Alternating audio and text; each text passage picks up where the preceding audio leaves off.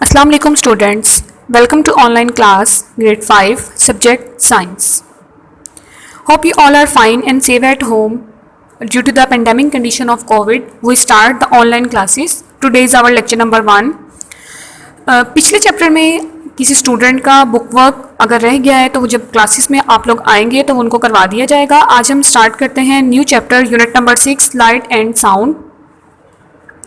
आज के हमारे टॉपिक्स हैं light and sound, luminous and non-luminous objects, transparent, opaque and translucent object, light travels in a straight line, formation of shadows. Short question number 1, 2, 3, 4 and 5. Let's start. The beauty and fascination of our universe is because of sunlight. Our day starts with the rising of the sun. यानी कि हमारी ज़मीन की या हमारी कायनात की जो खूबसूरती है वो सूरज की वजह से है, सूरज की रोशनी की वजह से. अगर सनलाइट नहीं होगी तो हर वक्त अंधेरा ही रहेगा और अंधेरे में हम कायनात की या अपने यूनिवर्स की खूबसूरती को नहीं देख सकते. We can see objects around us due to its light. हम अपने इर्द गिर्द की चीज़ें देख ही रोशनी की वजह से सकते हैं जो कि सूरज हमें दे रहा है. Sun and stars are the natural sources of light. सूरज और सितारे नेचुरल सोर्स हैं लाइट का. All forms of life on earth are due to light of the sun.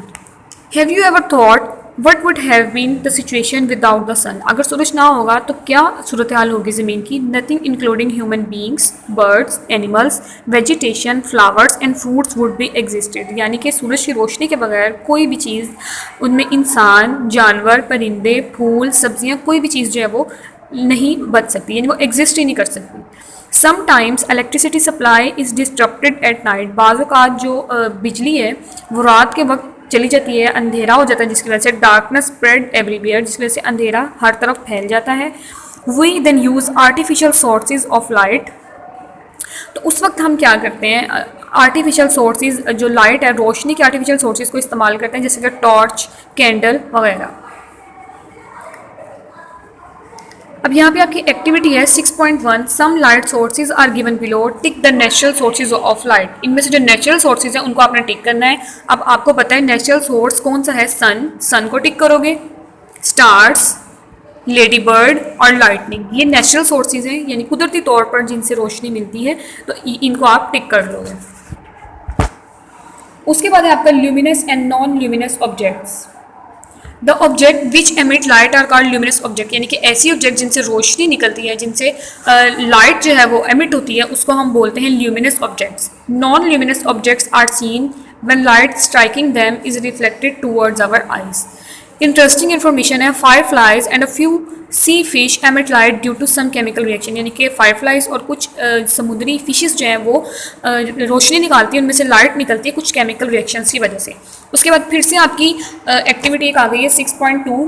Tick the luminous object from the objects given below. इनमें से जिन objects में से light निकल रही है उनको आपने टिक करना है. तो आप टिक करोगे मून को. चेयर से तो लाइट नहीं निकलती ना, तो चेयर को आप टिक नहीं करोगे. मून. उसके अलावा लाइट एनर्जी सेवर, इसमें से भी लाइट आ रही है.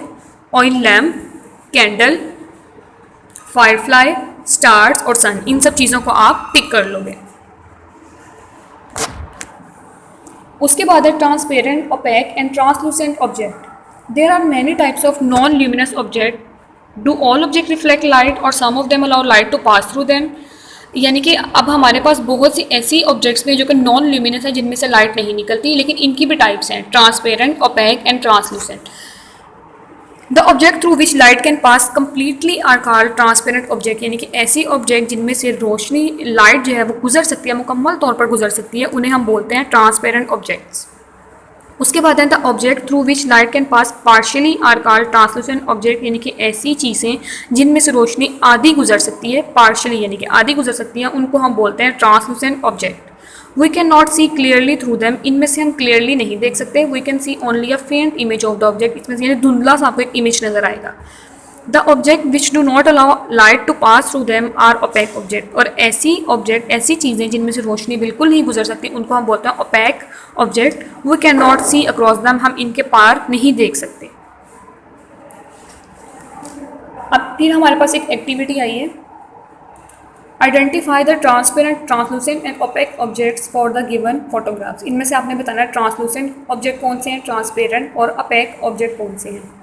ग्लासेज जो है वो ट्रांसपेरेंट है, इसके आगे मैंने टी लिख दिया है। डोर जो है वो ओपेक ऑब्जेक्ट है, इसमें से रोशनी वो नहीं गुजर सकती, इसलिए ये ओपेक है। Window pane transparent, net curtain translucent, magnifying glass भी translucent, brick wall OPEC,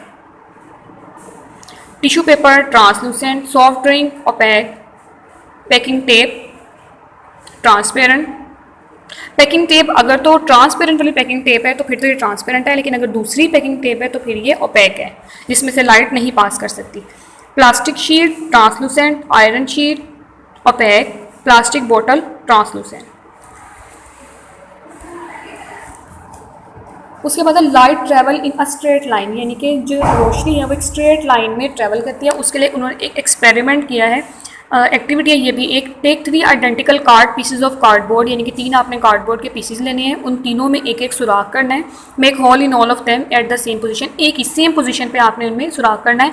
place them vertically on the table as shown in figure, figure में जिस तरह आप देख लें जिस तरह से रखा हुआ है इस तरह से आपने उनको रख देना है। एक साइड पे आपने कैंडल लगानी है और उसको बर्न कर देना है, जलाना है कैंडल को, और दूसरी साइड से आपने आंख से देखना है तो आपको नजर आएगा कि रोशनी बिल्कुल एक स्ट्रेट लाइन में सफ़र कर रही है और आपको नजर आएगा।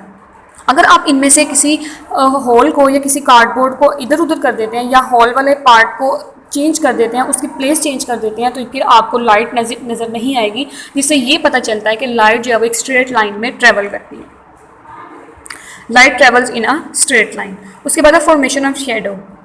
You have observe that light travel in a straight line. अब हमने ये तो देख लिया कि जो रोशनी है, जो लाइट है, वो एक स्ट्रेट लाइन में ट्रैवल करती है, लेकिन अगर हम इसके दरमियान में कोई भी ट्रांसपेरेंट ऑब्जेक्ट रख देंगे या नॉन ट्रांसपेरेंट ऑब्जेक्ट रख देंगे इनके दरमियान में, यानी कि लाइट के रास्ते में, लाइट जहाँ से गुजर रही है उसके रास्ते में अगर आप कोई नॉन ट्रांसपेरेंट ऑब्जेक्ट रख देंगे तो फिर वहाँ पर एक शेडो बनेगा।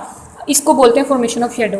यानी कि अगर आपने एक कैंडल है, कैंडल के दरमियान में या कैंडल जो गुजर रही है सीधी, आपको वो रोशनी दे रही है, अगर आप उसके आप साइड पे अपना हाथ रखते हो तो हाथ का शेडो जो है वो आपको दीवार पे फिर नज़र आएगा। इससे ये साबित हुआ कि शेडो जो है वो लाइट का बनता है। लाइट क्योंकि एक स्ट्रेट लाइन में ट्रेवल कर रही है, लेकिन अगर आप उसके दरमियान में या उसके रास्ते में कोई नॉन ट्रांसपेरेंट ऑब्जेक्ट रखते हैं तो फिर वो एक शेडो सा बना देता है, एक साया बनाता है। उसके बाद है आपके short question answers. What is a transparent object? Write the name of 3 transparent objects. The objects through which light can pass completely are called transparent object, यानी कि ऐसी चीज़ें या ऐसी ऑब्जेक्ट जिनमें से लाइट मुकम्मल तौर पर गुजर सकती है उन्हें हम बोलते हैं ट्रांसपेरेंट ऑब्जेक्ट। इनकी एग्जाम्पल हैं air, light and water. What is your shadow? The shortest and longest in the sunlight.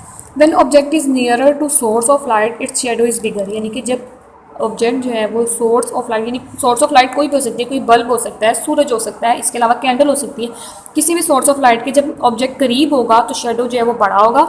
When an object is at distance, और जब ऑब्जेक्ट दूर जाएगा तो जो शेडो है वो छोटा होगा।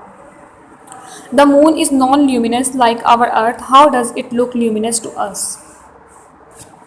The moon is non-luminous like our earth, but it looks brighter because of sunlight. Can you be a winner while running with your shadow? Give the reason also. No, we cannot be the winner while running with our shadow because our shadow is always attached to our body. We run as fast as we want, but it will stay with us. यानी कि हमारा shadow जो है वो कभी भी हमसे आगे नहीं जा सकता। उसकी वजह ये है कि बॉडी जहाँ पे होगी शेडो भी उसके साथ ही होगा।